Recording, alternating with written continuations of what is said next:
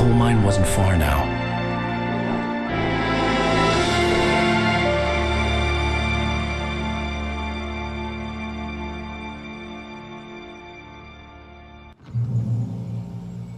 Today, I would meet the kidnapper, and he would give me Alice. I wouldn't give him any other choice. A drowning man will clutch at a straw.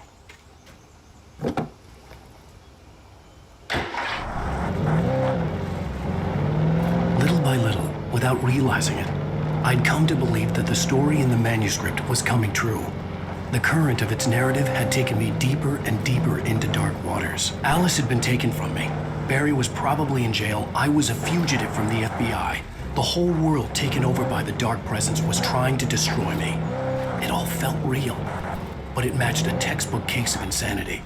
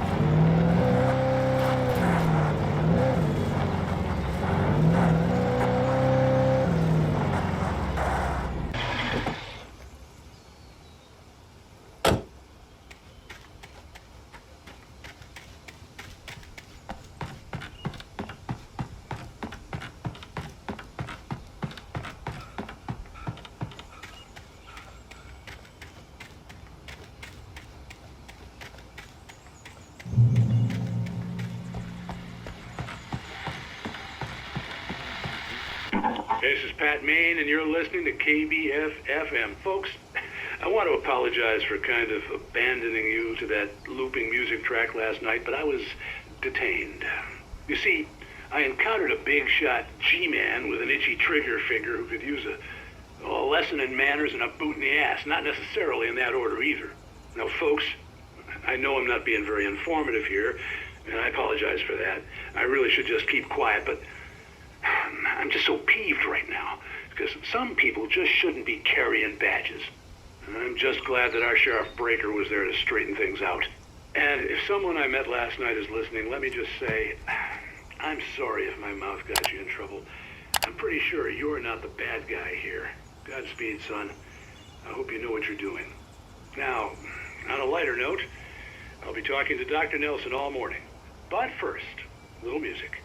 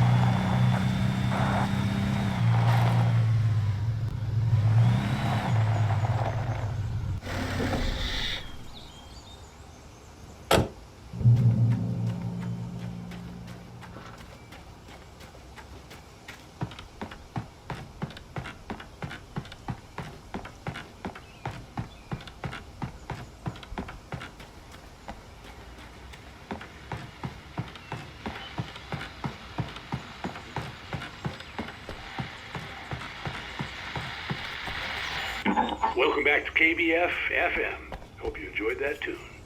Now, Doc, you were talking about life and finding that special someone, that soulmate. Well, you were talking about that.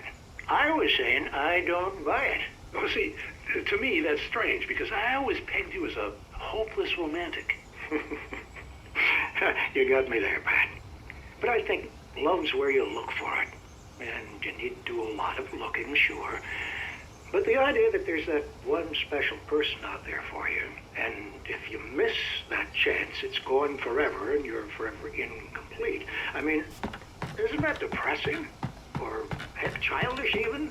Hey, there's plenty of fish in the sea. And apparently a fisherman has a fishing analogy for everything, but what you're saying, isn't that a little harsh? Well, no. What I am saying is that your potential for finding that connection isn't limited to what's essentially a chance encounter. How is that harsh? Yeah, well, I guess that's a nice thought, but let me say something personal here. Okay. Now, well, I don't disagree with you exactly, but I can't really fit that together with what I feel, what I felt for someone, because she was the one. She was. And I let her drift away from me. Maybe I didn't put in the work, I don't know, but, well, since then, and it was a long time ago, but since then there hasn't been anyone, not like her. And I'm not saying I dwell on her or haven't moved on. I like my life. I'm not living in the past, but I do miss the way she completed me. You can't argue with the heart, Pat. I'm sorry, folks. I had kind of a scary experience last night, and let's just say it's shaken a few things loose.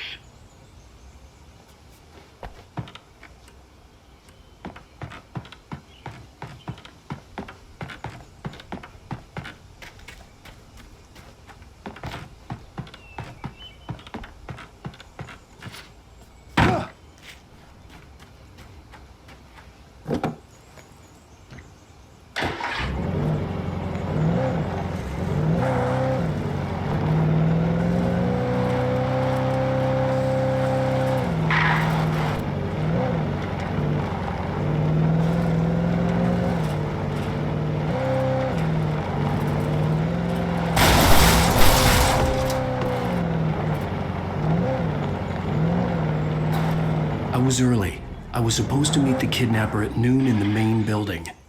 The coal mine was quiet. It was a museum now.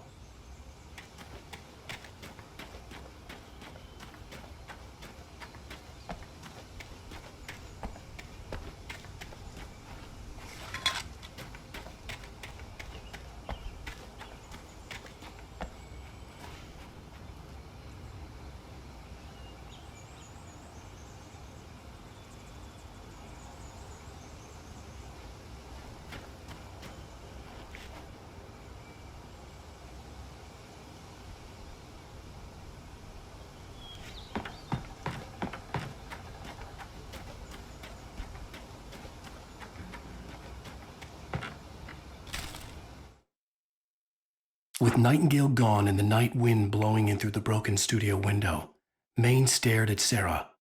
The sheriff looked away. Maine's voice shook with barely controlled anger. That boy's doing more drinking than thinking. I hope you know what you're doing, Sarah. He's got a sickness in his eyes. You take my word for it. He wants Wake for a reason, and it's not for anything good.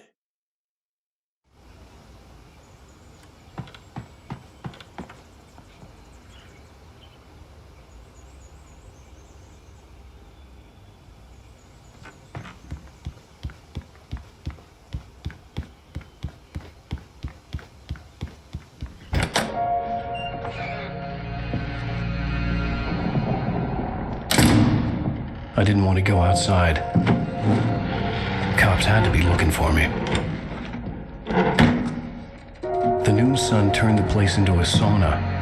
The day dragged on. Different scenarios ran through my mind. Ways of how I'd torture the kidnapper to get Alice back. Or the different horrible things he could have done to her. I imagined her dead. I had no way of knowing she was still alive. It was killing me. I was running on blind hope. It was all a waste of time. The bastard never showed up.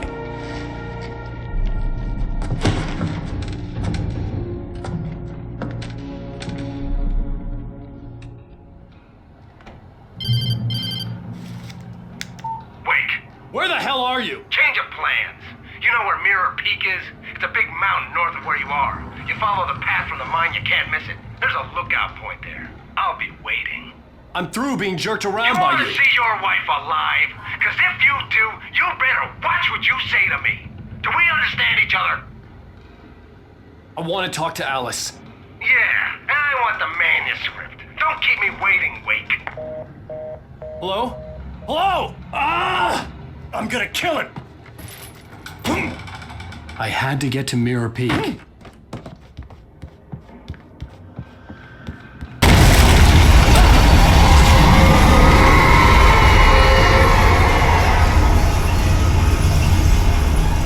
It was close, maybe closer than ever before.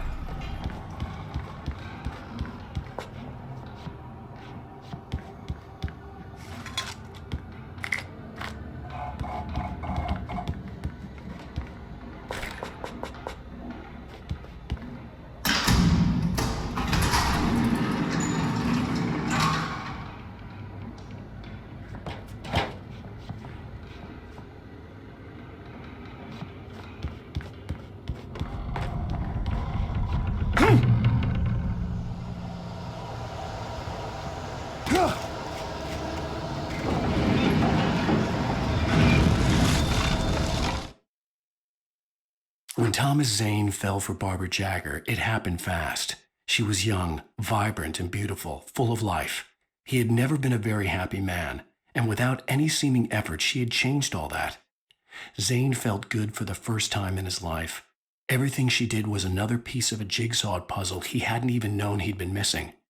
And best of all, she made the words flow, strong and sharp. She was his muse.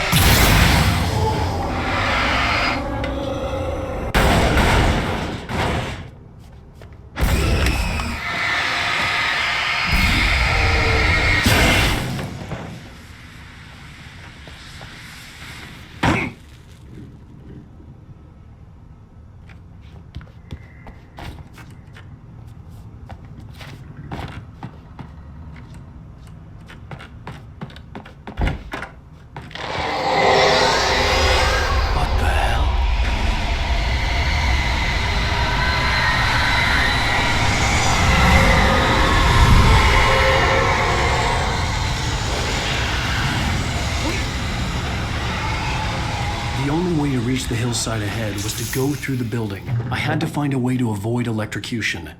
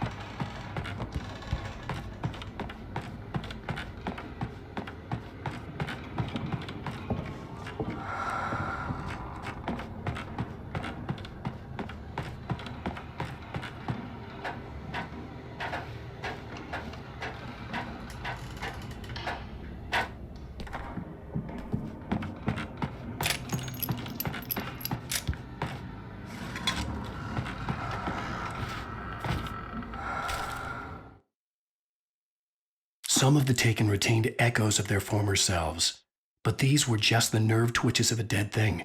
Nothing remained but a shell covered and filled with darkness. In most cases, these puppets were enough for the purposes of the dark presence.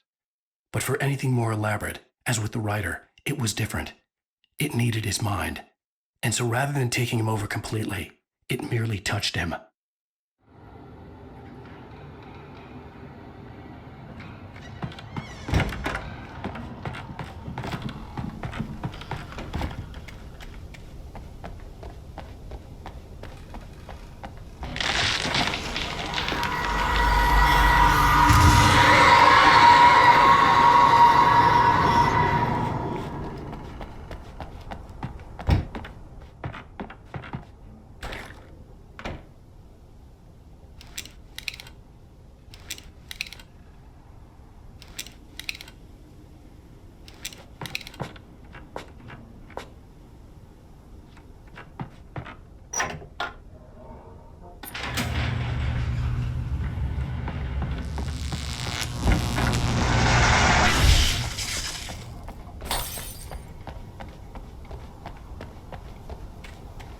There was no way the flashbang grenades were standard power company equipment.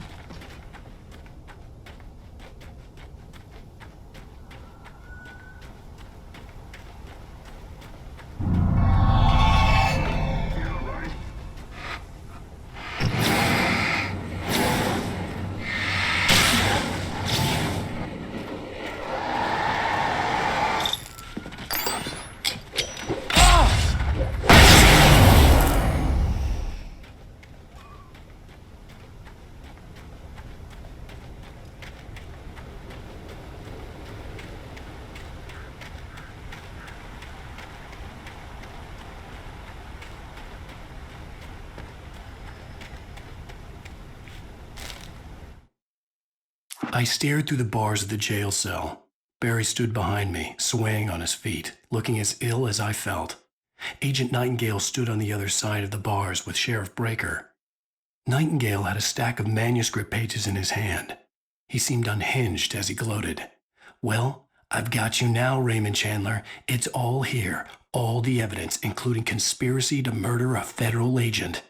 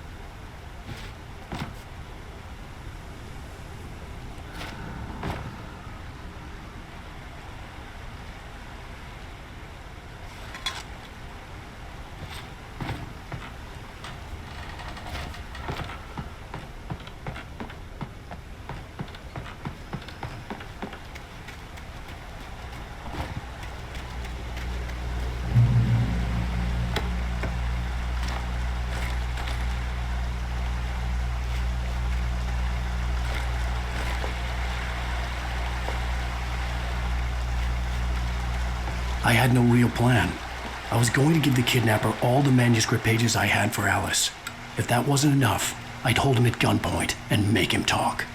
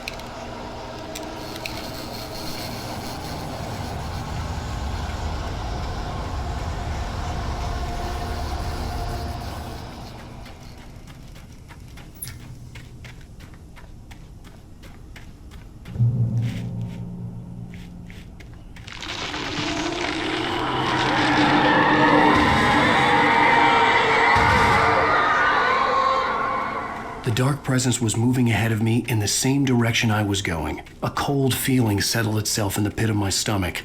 Was it going for Alice?